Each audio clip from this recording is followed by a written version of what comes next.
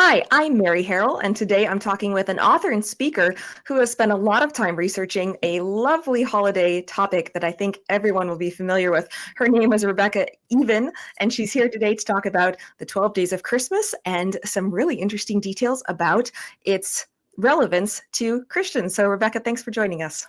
Thank you, Mary. I'm happy to be here. My journey, is that where you want me to start? Just kind of my Sure, journey in yeah. this process. Yeah, Well, how did our your interest kids, come? Mhm. I think I was so wrapped up in the cultural Christmas when my kids were young, and they're in their 20s now, but it was so overwhelming. And we got a letter from our parish priest talking about the 12 days of Christmas. And I attended Jesuit parish in Phoenix, Arizona, and he was enumerating, he referenced someone who had found letters from a Jesuit in Dublin, Ireland to a Jesuit in Douai, France. And they enumerated the 12 days of Christmas as a Catholic code. And I was like, I had never heard that before. And I've been celebrating Christmas one day and not like, and all the days before, like our Madison Avenue has us running in so many different directions. And it was so transformative that I like looked for a book, and I was like, I need to find some kind of resource to teach my kids about the 12 days and live it differently. And the only thing I could find was a Protestant resource. And I now have now I understand why, because it's very complicated and there's a lot of history that goes behind it. And there's a lot of argument about what is actually historically accurate.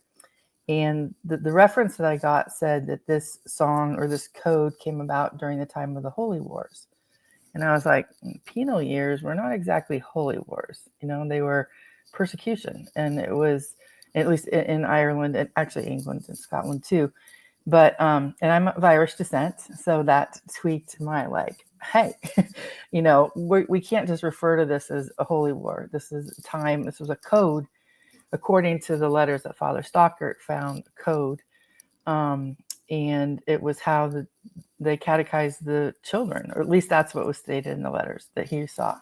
So Father Stockert was a Byzantine. So I tracked down Father Stockert, which was actually kind of difficult because he had been ridiculed in a lot of the media and he had kind of gone silent. He wouldn't talk to people. And thankfully, I learned how to research before the internet. So I tracked him down through the cemetery guy who did I went to because he was a Byzantine priest. So I went to the Roman church in the area and I said, how do I get to this priest who will not answer media calls at all? And they connected me with the guy who does the cemetery stuff. And then he went and talked to him and he got him to agree to an interview. So I finally got the interview with Father Stockert. And he shared that he was doing his research at Georgetown Library. He was in the seminary in Philadelphia or Pittsburgh, I forget which one. It was a Byzantine cemetery. It was a Byzantine seminary, and he was researching at Georgetown on the topic of the role of the Byzantine Empire. And he pulled a book from the shelf, looked interesting, out slid letters from a Jesuit in Dublin to the Jesuit in Douai. And it basically said that a wily Jesuit had written this song to teach children the faith, and it's part of the whole Ignatian tradition of writing letters back that the Jesuits do. Every year they write a letter back and to whatever missionary sent them out. So anyway, he wrote those down and we figured out that he found those in the 60s. And he didn't put it online till the 80s. So he had just like taught, in his church. He was up in upstate New York in a small community in Granville, I believe it's a town. And anyway, as we went on and I celebrated Christmas with my family for 12 days, it's completely transformed how we celebrated Christmas and to do the whole thing. And then since that, I've learned that, when the church established the 12 days of Christmas, it was in the 500s. And it was the Church of the East meeting the Church of the West, because the Church of the East did, they celebrated the Epiphany as the holiest day, and the Church of the West celebrated the Nativity. And so the church in its wisdom brought them together and called it the Holy Days. So the 12 days of Christmas was originally the Holy Days, which is the foundation of our word holiday. So anyway, it completely transformed our holidays and helped us emerge from getting wrapped up in just Christmas as a single day. And it really taught us how to put Christ back in Christmas. One of our traditions was we always drove 2 hours to my in-laws' house. And one year I was like, we need to write a new song. And so it started for me, the journey started with a song. And it became, on the first day of Christmas, our Father gave to us a Savior in a manger. On the second day of Christmas, our Father gave to us 2 testaments. And it went through, we basically wrote it out. So it sings like the original cadence and song, but it's with the meanings that according to the code. So anyway, after we did the song, I had done catechesis of the Good Shepherd and knew that like manipulatives for children were really important for them learning. So it went from a song actually to a book, which is more like a calendar. I designed it so that, I don't know if you can see it. I'm hooked up to these things, but I designed it so that it would just like stand on the counter.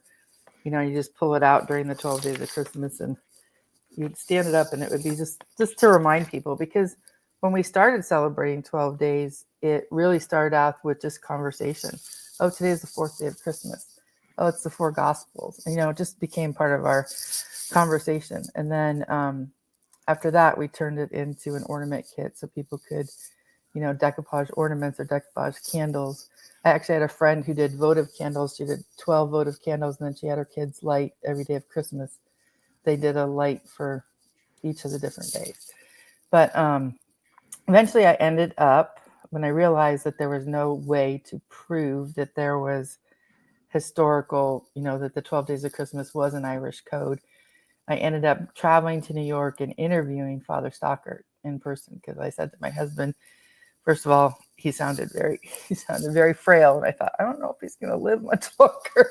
And so he agreed. My husband agreed to have me go travel and interview him in person and get his first-person eyewitness testimony about it being a code, or him finding the letters and what the letter said. Right now in history records the earliest printing of the 12 Days of Christmas as 1780. And I actually have a copy. I got a copy of the book that it's a copy of the pamphlet so this is the earliest recording. And there's something very interesting for Catholics, because this is the first page of it. You can see that.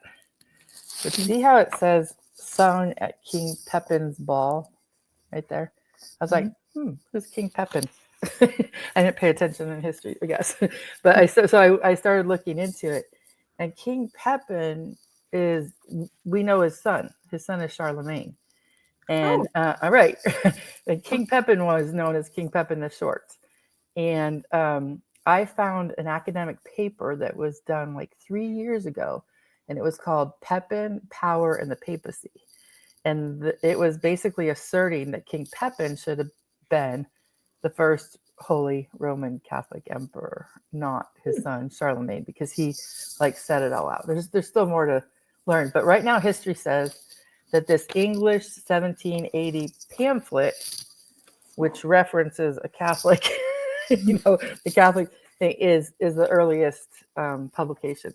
And until we find the original letters, we have just the references of well, why would the Irish need a code, or why would they need, to survive or to communicate stuff to? And there's plenty of historical evidence in that realm, but it makes it very complicated online, because every year you hear this. It's a myth. It's not a myth. It's and after I had interviewed Father Stockart, I was very pleased, and I was rather naive, because I reached out to Snopes, who at that point was the fact checker of no one knew they were atheists in the basement in San Francisco, but I reached out to them very naively going, hey, would you please change your thing that this is an internet myth, because here is the first person eyewitness testimony of the priest who actually found the letters. And so he substantiates what they say. And, and that's admissible in court, first person eyewitness testimony. And they replied back to me, the priest lied. And that, well, why would Catholics need a code anyway? Because basically Catholics and Protestants believe the same thing. And I was like, okay, that's a little ignorant of history. Yeah. So So, and where that goes to relevancy right now is that, so that was in 2013, that conversation took place between us. And when I started working on this 12 days of Christmas stuff again about 3 years ago, I went onto Wikipedia to put Father Stockert's testimony and his story onto Wikipedia. And it got taken down like in 5 minutes. I was like, so we investigated, and Snopes has a bot. They've placed a bot on Wikipedia to remove all Catholic reference to the 12 Days of Christmas song. Really? Yeah. Why would that be threatening, right? Why would that be? So I complained to Wikipedia, and then I reached out to Snopes again. I'm like, hey, this is what I submitted, and please take your bot down to keep this factual things from the story. And they responded by having my IP address blocked, so I can no longer upload to Wikipedia.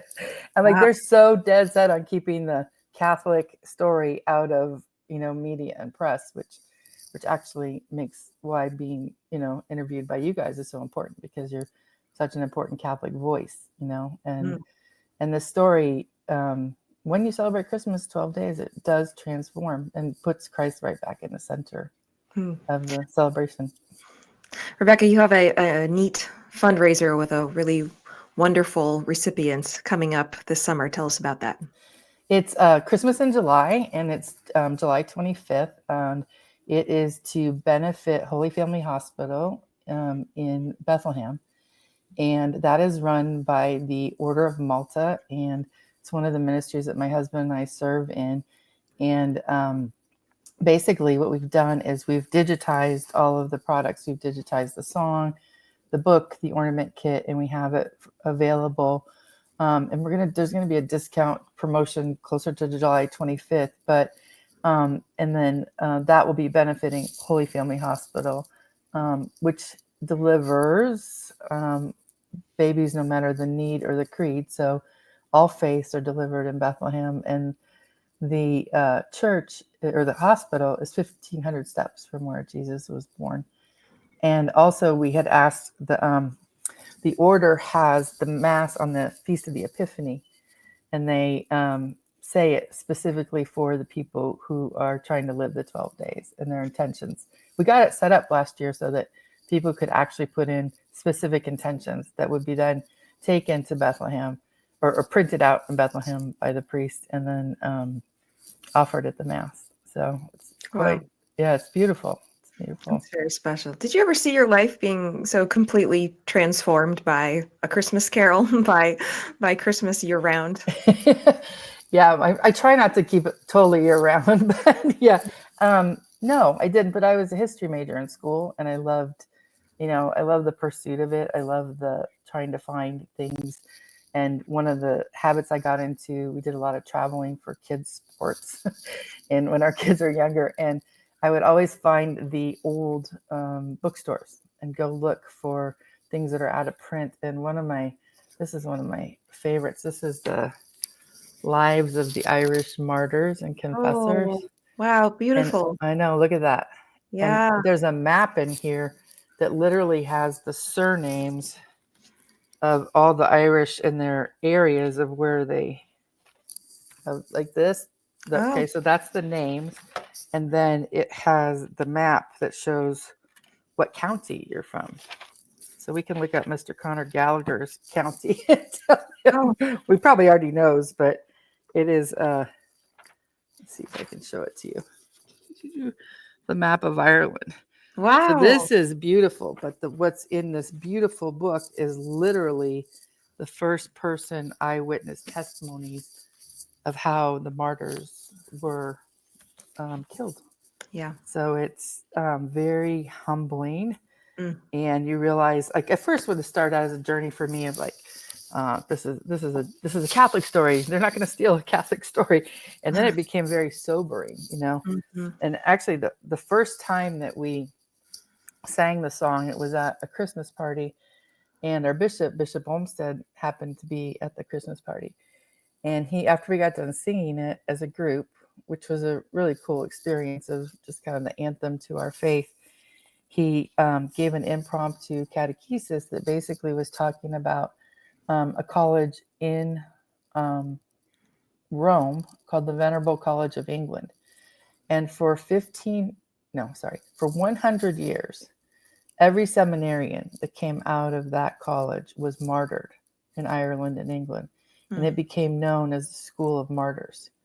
So he said that you can go today and you can, it's a seminary, so you have to get permission beforehand, but you can see the frescoes that depict all the different ways that the people martyred. It was so brutal, and it's such an unknown period of our history, or the history of our faith, basically, because it was so dark, for Christendom. But it was especially the Irish. I mean, it's just why the faith. I mean, why the diaspora is so much bigger than the country. It's true. It's painful. So blood of the martyrs, seed of the church. Always been true, always will be. Again, this is Rebecca Even. She has a very thorough website with all of her materials. Rebecca, go us and tell us the name of your site. It's livethe12days.com. And that has all of the stuff about, there's actually a lot of free resources there too. So in order to transform your Christmas celebration, you don't need to buy anything, but if you want the helps of ornament kit, or if you want the copy of the song, if you want to sing the song, if you want, reflections for during the 12 days, it's all there for free. And there's a little bit of information about the Holy Family Hospital. And there's also the interview videos with Father Stockert, him telling his story of finding the letters and celebrating Christmas.